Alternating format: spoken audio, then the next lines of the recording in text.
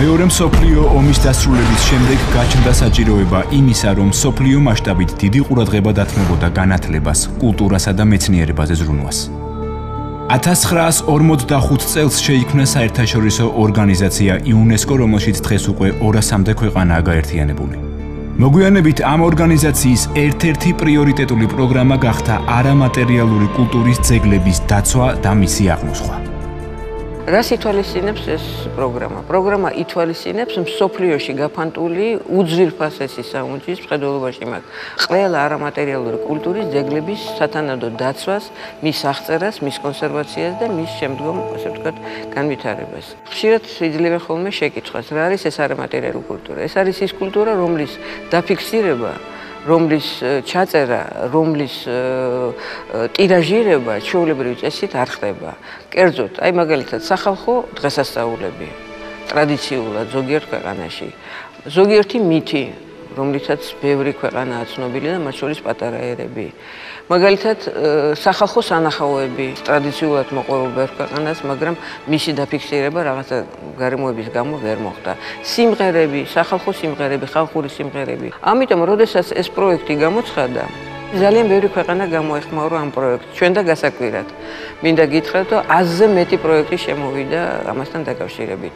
რასაკვირველია, ყველა 100 პროექტის განხილვა შეუძლებელი იყო, ამიტომ ძალიან დიდი ჯაფა დაადგა თვითონ სასელექციო ჯგუფს, რომელსაც დაევალა, ასე ვთქვათ, ყველა იმ პარამეტრების გათვალისწინებით, რასაც იუნესკო უყენებდა, იმ პროგრამების არჩევას, რომელიც შეიძლებოდა მერე ამსგარიყო საერთაშორისო ჯურის წინაშე. 2001 წლის დასაწყისში იუნესკოდან მივიღე წერილი, მე უნდა მონაწილეობა მიმეღო იუნესკოს ფოლკლორულ კომისიაში იმ პროექტების განსახილველად, რომელიც უნდა წარმოედგინა მსოფლიოს მრავალ ქვეყანას. კომისიაში 19 კაცი ვიყავით.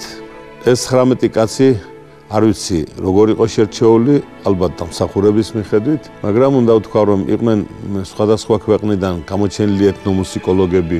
გარდა ამისა, იყვნენ აგრეთვე ისტორიკოსებიც, არქეოლოგებიც, ტრადიციული ხელოვნების მცოდნეები სხვადასხვა ქვეყნიდან. ეს იყო აფრიკული ქვეყნები, იყო იაპონია, ინდონეზია, მალაზია და ასე შემდეგ. მოკლედ 19 კაცი შევიკრიბეთ პირველ სხდომაზე. მუშაობა ძალიან დაძაბული იყო. დილის 9 საათზე ვიწყებდით და ღამის 10-11 საათამდე ვმუშაობდით. პროექტები 3 ტურად იხილებოდა. დარჩა საბოლოო ჯამში 15-ოდე პროექტი.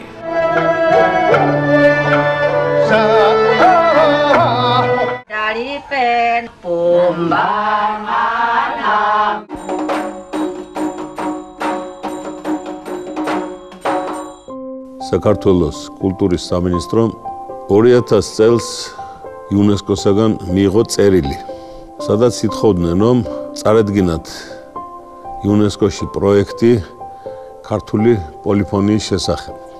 ამ პროექტის განხორციელება პრაქტიკულად დაევალა ბატონ გოგი გუნიას, კულტურის მინისტრის მოადგილეს, ხოლო მისი განხორციელება თქვენს მონამორჩილს მე.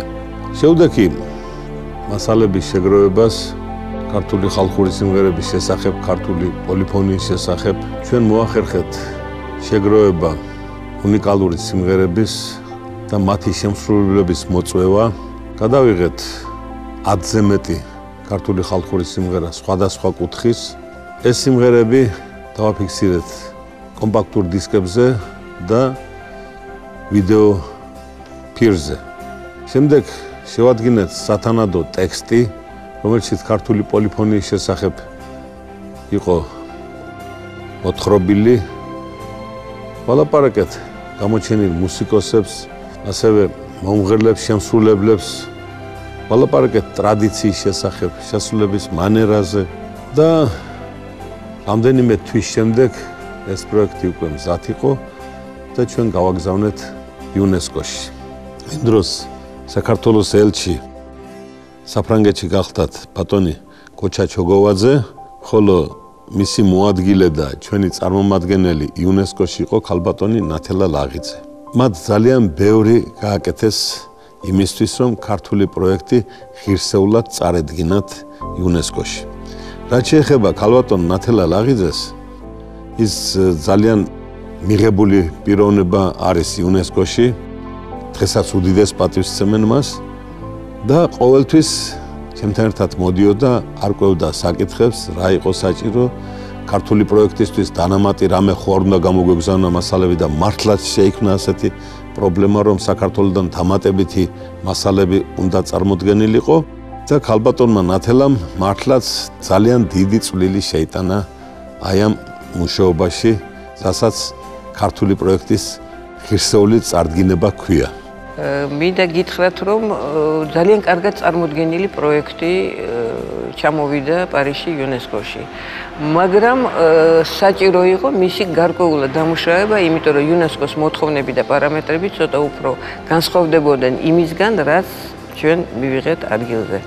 მაგრამ მინდა გითხრათ, რომ ამ სამუშაო ჯგუფმა, ალბათ ისევ ანზურის მეშვეობით, ძალიან სერიოზული მუშაობის ჩატარება მოუწია, რომ პროექტი საბოლოო ჯამში, რომელიც წარმოდგა, ყოფილიყო ისე, როგორც ის იყო საჭირო განხილვისათვის. განხილვა საკმაოდ რთულად ჩატარდა. ბუნებრივია, ყველა ქვეყანა ცდილობდა თავისი კანდიდატურის და თავისი პროექტის დაცვას. იმ პერიოდში მახსოვს, როცა ქართული პროექტი განიხილებოდა, წარმოდგენილი იყო 100-ზე მეტი კიდე სხვადასხვა ქვეყნებიდან პროექტები. ამ დროს უნდა გულწრფელად თქვა, რომ ერთი რამ მაშინებდა კომისიის 19 წევრიდან ნახევარი თითქმის შეიძლება ნახევარზე მეტიც არ იყო სპეციალისტი მუსიკოსი. და მეშინოდა, რომ ვაი თუ ქართული პოლიფონია ყველამ ვერ გაიგოს. თანაც იქ საკითხი წყდებოდა ხმის უმრავლესობით. კომისიის მონაწილეებს უფლება არ ჰქონდათ კენჭისყრაში მიეღოთ მონაწილეობა თუ მისი ქვეყნის პროექტი გადიოდა.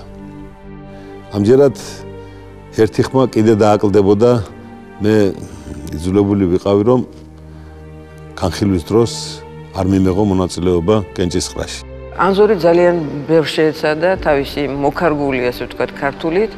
მე შევეცადი, ასე ვთქვათ, ამ მოკარგული ქართულის კიდე შესაფერისად მოკარგულ ფრანგულად, ასე ვთქვათ, თარგმნა.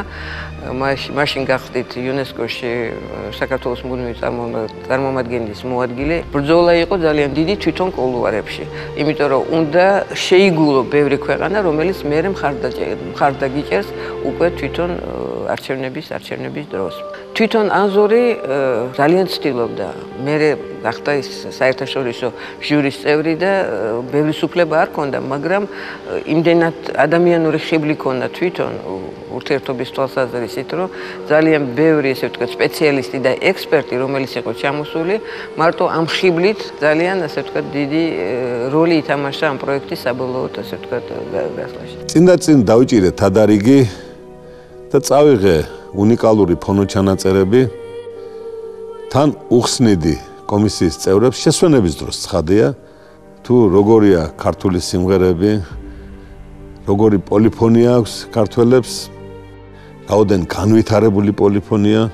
უთხარი იმის შესახებაც, რომ ქართული სიმღერა ჩაკრულო კოსმოსში გააგზავნეს ამერიკელებმა 1977 წელს.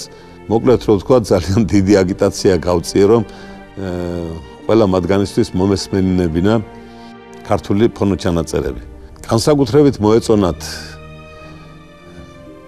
ჩაკრულო თვითონ სიმღერა, მოეწონათ კრიმანჭულიანის სიმღერები, ჩვენ წაღებული ჰქონდა ისეთი ჩანაწერები, რომელსაც ხუხუნაიშვილები ასრულებენ 100 წლის წინ, ჩაწერილი ჰქონდა მიხეილ შავიშვილის ხმა, გიორგი ბაბილოძის ხმა, მრავალჟამიერი ლომიძისა და ამუზაშვილის შესრულებით, ნადურები ვარლამ სიმონიშვილის და სხვა აჭარული ნადურით.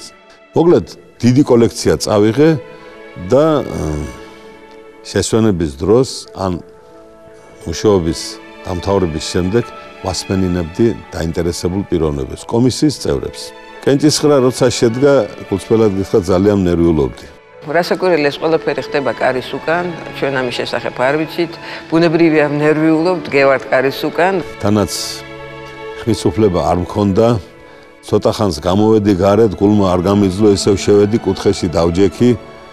იქ იხილებოდა ეკრანზე, კიდე ერთხელ უყურებდნენ ამ ჩანაწერებს, კიდე ერთხელ გამოთქვამდნენ აზრს გამოჩენილი მუსიკოსები იმ პროექტის შესახებ და როცა საქართველოს პროექტის განხილვა დაიწყეს, მართალ გითხრათ, სულ ჟუანტელმა დამიარა, არა ვარ მაინდა-მაინც ხვთალი, მაგრამ შევშინდი ვაი თუ და კიდევ როდის მიეცემოდა საქართველოს საშუალება, რომ იუნესკოში კვლავ წარედგინათ ეს პროექტი.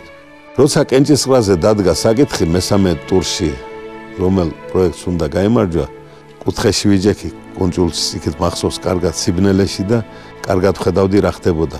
პროექტმა სახელწოდებით ჩაკრულომ საქართველოსთან ხმების არათუ უმრავლესობა ყველამ დადებითად შეაფასა ქართული პროექტი და ერთხმად სულ ყველა მასწია ხელი.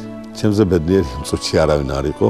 როდესაც გამოაცხადეს, რომ აი საქართველოს პოლიფონია გახდა სოფლიოს არამატერიალური კულტურის პირველი შედევრი, თქვენ ჩვენს ასე ვთქვათ ემოციას ამასთან დაკავშირებით ალბათ წარმოიდგენთ. და დაჯილდოება მეორე დღისთვის გადაიდო გამარჯვებული პროექტების. დაჯილდოება ხდებოდა დიდ დარბაზში, სადაც მოწვეული იყვნენ გამოჩენილი პიროვნებები, არა მარტო იუნესკოს კომისიის წევრები და იუნესკოს თანამშრომლები, არამედ საფრანგეთიდან ბევრი გამოჩენილი ხელოვანი იქნა მოწვეული, საელჩოს წარმომადგენლები იყვნენ მოწვეულები და სიგელი, გამარჯვებული სიგელი გადაეცემოდა მხოლოდ ან ელს, ან ელჩის მოადგილეს. ჩვენი წარმომადგენელი, როგორც მოგახსენეთ, ქალბატონი ნათელა ლაღიძე გახდათ და ამ უზარმაზარ დარბაზში, მე დარბაზში გახდით, იყო იუნესკოს გენერალური დირექტორი ბატონი კაიშირო მაცურა და მისი მოადგილეები იყვნენ აგრეთვე სხვა გამოჩენილი პიროვნებები. როცა საქართველო გამოაცხადეს, აჩვენეს ფრაგმენტი ჩვენი პროექტიდან და როცა ქართულმა სიმღერამ გაიჟღერა, დარბაზი ერთხმად ყველა ფეხზე ამ დამდგარი მიესალმა ჩვენს პროექტს, ჩვენ გამარჯვებულ პროექტს. და ტაშის გრიალში დაიფარა ეს არაჩვეულებრივი სიმღერები, რომლებიც ჩაწერილი იყო ვიდეო ფირზე. დიახ, ნათელა ლაღიძე როცა აიყვანეს სცენაზე სიგელის გადასაცემად ეკრანზე ქართული სიმღერა მიდიოდა, ქალბატონ ნათელას გადასცეს ეს უნიკალური პრიზი. მე იმ დროს დარბაზში ვიჯექი და გულწრფელად გითხრათ, სიხარულისაგან სახეს ვერ უყრიდი თავს. ღიმილი გამექცა. და ყველაფერს ამას რაღაც საოცარი ღიმილით უყურებდი, იმიტომ რომ ჩემზე ბედნიერი კაცი იმ დროს დარბაზში არ იჯდა. გადასცეს თუ არა ქალბატონ ნათელას და მოტრიალდა დაანახა ეს პრიზი საზოგადოებას, კიდევ ერთხელ მოწყდა მქუხარე ტაში დარბაზს და იუნესკომ ქართული ხალხური სიმღერა აღიარა პოლიფონიის შედევრად. ეს იყო უდიდესი გამარჯვება, რომელიც მანამდე ქართულ სიმღერას არ მიუღია. საოცარ რაღაცა დამემართა. ამ დროს დარბაზში მქუხარე ტაშია, ქალბატონი ნათელა დგას სცენაზე, გაღიმებული, კაიშირო მაცურა ართმევს ხელს. ეს პრიზი გადადის მაყურებლის ხელიდან ხელში სცენაზე და ჩემ თვალწინ კინოკადრივით გაირბინეს სანდრო კავსაძის, დედას ლევანას, სამუელ ჩავლეიშვილის, ვარლამ სიმონიშვილის, მარო თარხნიშვილის, ნოკო ხურციას, რომელი ერთი ჩამოთვალე ერქო მაიშვილების, ბაბილოძების და სხვათა სახეებმა, რომლებმაც ჩვენამდე მოიტანეს ეს სიმღერა.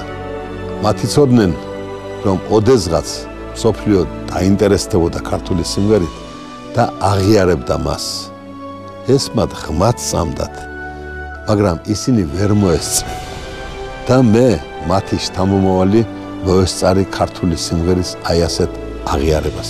ამიტომ ჩემზე ბედნიერი კაცი იმ დღეს იქ არ იყო.